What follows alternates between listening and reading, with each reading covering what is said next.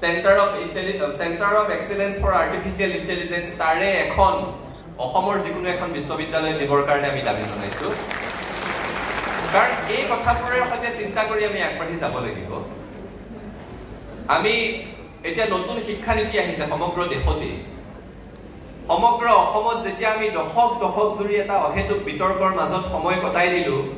যে আৰ্টছত পঢ়া ছাত্ৰ-ছাত্ৰীসকল বেছি চুকা